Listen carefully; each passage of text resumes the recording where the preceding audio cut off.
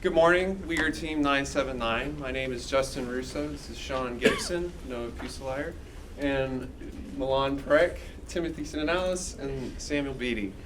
And today we're going to tell you about the PIG, or rather the predictive indicator of garbage, and the problem we hope our system helps solve. So this problem I'm sure you are all familiar with, whether you're driving down the street or walking on the sidewalk, there is garbage.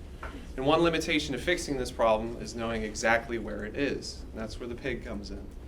So essentially how it works is a vehicle mountable device will be attached to either municipal or pedestrian vehicles. And as these vehicles drive throughout the city, it will snap pictures, locking a GPS location and recording a timestamp all to an SD card. And once these vehicles reach a destination that has been deemed safe and secure, it will access a Wi-Fi connection and dump all that data onto our server, which will communicate with our learning algorithm to help enhance our object detection model. And it will also interact with our website, which will display each picture, GPS location, and timestamp, and allow for user input to verify if in fact there is trash in the picture or not. And to respect public privacy, if people are in any pictures, their faces will be blurred. If you look here, you can see an example of what the output of our object detection would look like. Although in this picture, trash is not being identified, but humans and kites are. And if you look here, you can see our custom enclosure that we designed to be weatherproof and stable. Inside are two 4GB Raspberry Pi 4s with cases for extra cooling and 64GB SD cards. There are also two portable power stations with USB ports for recharging, two GPS modules, two Wi-Fi antennas, and two AC fans with filters and guards.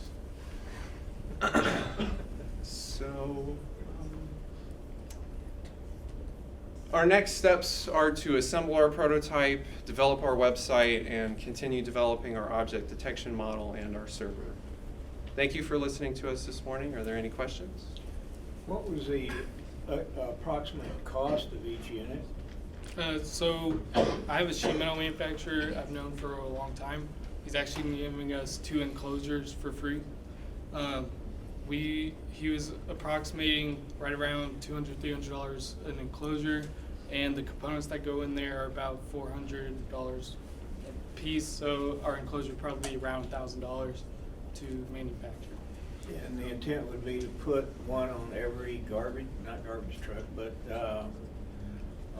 city vehicle. And correct. this, that, so and the other. like City of Richardson has utility trucks that go around all the time picking up garbage, or you see them on I-90, 190 picking up garbage on the side. So the intent is to put that on top to prevent them from having to look for the garbage, just to get them there quickly and fast instead of having to look for 4 hours for different places of garbage.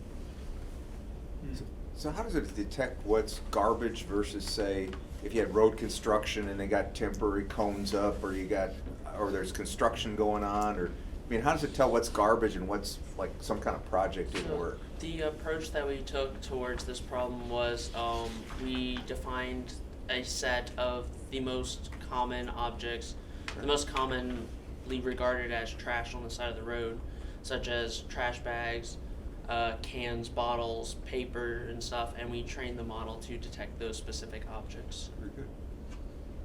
So it's live, it checks and then goes, picks up and keeps going? Correct. Is there a density, like if I see one can over here, but I see 100 over there, it says this has got a priority over this? That is more of what we kind of implemented as a stretch goal, is to create sort of a heat map of trash and trash density. And to add on to that, we do have two cameras in this model, so they actually kind of act as different subsystems. So if it was over here and one was over there, it would detect both and send it. Okay, so they're not redundant systems, they're really two active systems. Yeah, they're two different active systems. Your presentation says you plan to design a website where you can view the track. What is the benefit? So the benefit is like Google Maps, right? If you're looking for an address, ours would be you'd see a dot on this Google map and you would see the picture to make sure it is trash. It's for user error and say yes, it's trash. And then the users can go in and go to that location and pick up the trash and put it in the garbage. So Okay. looking at it, go ahead. Two more.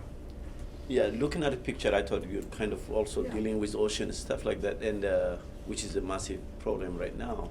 So how fast, like, let's say if you deploy it on the ocean, how fast, can it be moving fast while you're taking a picture and stuff like that? That we need to test. That is one of the things we are going to test as soon as we have the enclosures this Christmas break. We want to put it on top of the car and see how fast we can actually snap a photo with our cameras Okay. and get it back into our data. So you haven't thought about ocean and all that yet, right? No. Okay. We're just trying to get the base model, get our like 5, 6 different train models, and then develop towards the new stuff.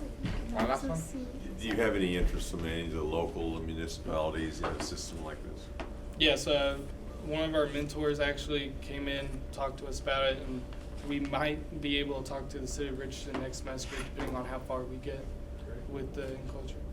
We can also see more problematic areas and do more things, or that kind of stuff. Right. Yeah, And the whole project can be expanded to, and the model can be trained for more objects. For example, tire tread on the side of the road was brought up.